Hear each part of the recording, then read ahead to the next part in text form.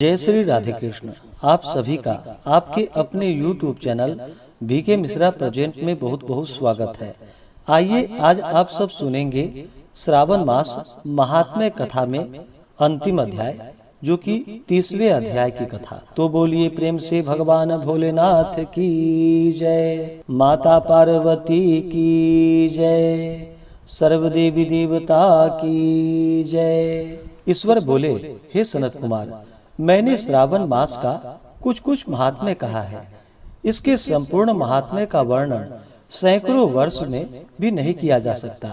मेरी इस कल्याणी प्रिया सती ने दक्ष के यज्ञ में अपना शरीर दग्ध करके पुनः हिमालय की पुत्री के रूप में जन्म लिया। श्रावण मास में व्रत करने के कारण यह मुझे पुनः प्राप्त हुई, इसलिए श्रावण मुझे प्रिय कर है।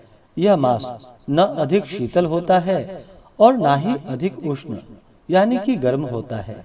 राजा को चाहिए कि श्रावण मास में श्रोत्राग्नि से निमित्त श्वेत भस्म से अपने संपूर्ण शरीर को उद्धूलित करके जल से आर्द्र भस्म के द्वारा मस्तक, वक्षः स्थल, नाभि, दोनों बाहु, दोनों कोहनी, दोनों कलाई, कंठ, सर और पीठ, इन 12 स्थानों में त्रिपुंड धारण करे।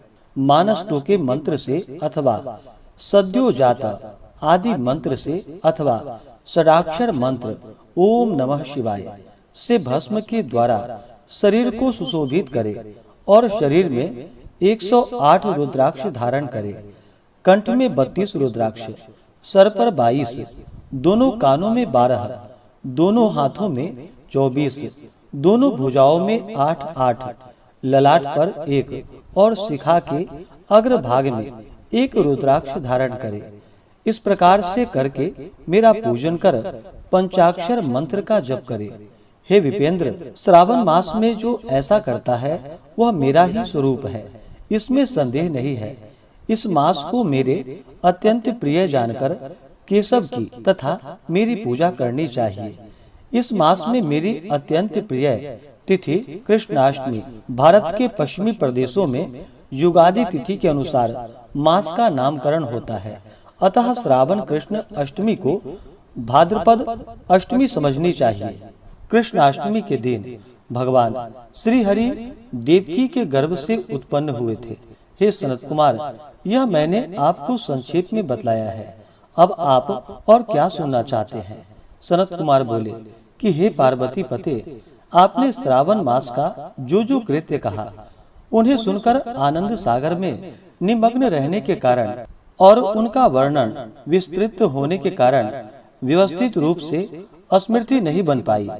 अतः हे नाथ, आप कर्म से सबको यथार्थ रूप से बतलाइए। सावधानी से सुनकर मैं भक्ति पूर्वक उन्हें धारण करूंगा। ईश्वर बोले, हे सनत कुमार, श्रावण मास की शुभ अनुक्रमणिका को आप सावधान होकर सुनिए।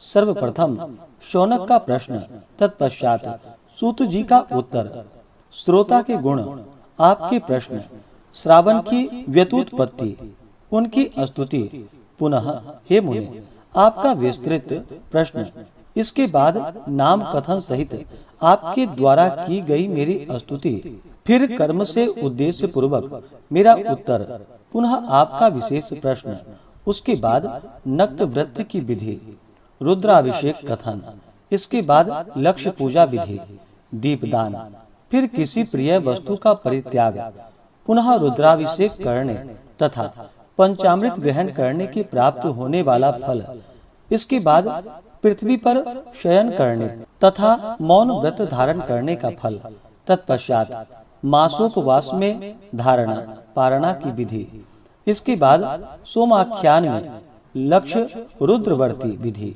पुनः कोटिलिंग विधान, इसके बाद अनौदन नामक व्रत कहा गया है। इसी व्रत में हविष्यान्न ग्रहण, पत्तल पर भोजन करना, शाक त्याग, भूमि पर शयन, प्रातः स्नान और दम तथा शम का वर्णन, उसके बाद स्फटिक आदि लिंगों में पूजा, जप का फल, उसके बाद प्रदक्षिणा, नमस्कार, वेद पारायण, पुरुषोक्त की विधि, उसके बाद ग्रह यज्ञ की विधि, रवि सोम मंगल के व्रत का विस्तार पूर्वक वर्णन, पुनः बुध गुरु व्रत का, इसके बाद शुक्रवार के दिन जीवंतिका व्रत का वर्णन, पुनः शनिवार को नृसिंह, शनि, वायुदेव और अस्वस्थ यानी कि पीपल का पूजन, ये सब कहे गए हैं। उसके बाद रोटक नामक व्रत का महात्म्य, औदुंबर व्रत, स्वर्ण गौरी व्रत, दुर्वा गणपति व्रत, पंचमी तिथि में नाग व्रत, षष्ठी तिथि में सुपौदन व्रत, इसके बाद शीतला सप्तमी नामक व्रत, देवी का पवित्रारोपण, इसके बाद दुर्गा कुमारी की पूजा, आशा व्रत, उसके बाद दोनों एकादशियों का व्रत, पुनः श्री हरि का पवित्रारोपण, पुनः त्रयोदशी तिथि का कामदेव की पूजा, उसके बाद शिवजी का पवित्रक धारण, पुनः उपाकर्म, उत्सर्जन तथा श्रवणाकर्म, इसका वर्णन किया गया है। इसके बाद सर्वबलि, हयग्रीव जन्मोत्सव, सभादीप, रक्षाबंधन, संकट नाशन व्रत, कृष्ण जन्माष्टमी व्रत तथा उसकी कथा, पिठौर नामक व्रत, पोला नामक वृष व्रत, कुश ग्रहण, नदियों का रजोधर्म, सिंह संक्रमण में गो प्रसव होने पर उसकी शांति, कर्क सिंह संक्रमण काल में तथा श्रावण मास में दान, स्नान, महात्म्य, श्रवण, उसके बाद वाचक पूजा, इसके बाद अगस्त अर्घ्य विधि, फिर कर्मों तथा व्रतों के काल का निर्णय बताया गया है। जो श्रावण मास महात्म्य का पाठ करता है अथवा इसका श्रवण करता है, वह इस मास में किए गए व्रतों का फल प्राप्त करता है। हे सनत कुमार, आप इस शुभ अनुक्रम को अपने हृदय में धारण कीजिए। जो इस अध्याय को तथा श्रावण मास के महात्म्य को सुनता है, वह उस फल को प्राप्त करता है जो फल सभी व्रतों का होता है। हे विप्र, से अधिक कहने से क्या लाभ। श्रावण मास में जो विधान किया गया है, उसमें से किसी एक व्रत का भी करने वाला मुझे प्रिय है। सूत जी बोले कि हे शौनक, शिव जी के अमृतमय इस उत्तम वचन का अपने कर्णपुट से पान करके सनत कुमार आनंदित हुए और कृत्य हो गए। श्रावण मास की स्तुति करते हुए तथा हृदय में शिव जी का स्मरण करते हुए वे देवर्षि श्रेष्ठ सनत कुमार शंकर जी की आज्ञा लेकर चले गए। जिस किसी के समक्ष इस अत्यंत श्रेष्ठ रहस्य को प्रकाशित नहीं करना चाहिए, हे प्रभु, आपकी योग्यता देखकर ही मैंने इसे आपसे कहा है। इस प्रकार श्री स्कंद पुराण के अंतर्गत ईश्वर सनत कुमार संवाद में श्रावण मास महात्म्य में अनुक्रमणिका कथन नामक 30वां अध्याय पूर्ण हुआ।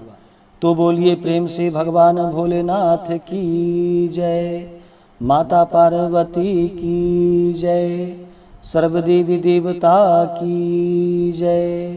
तो आशा करता हूँ कि आप सबने श्रावण मास महात्म्य कथा में 1 से लेकर के 30 अध्याय तक कथा को श्रवण किया।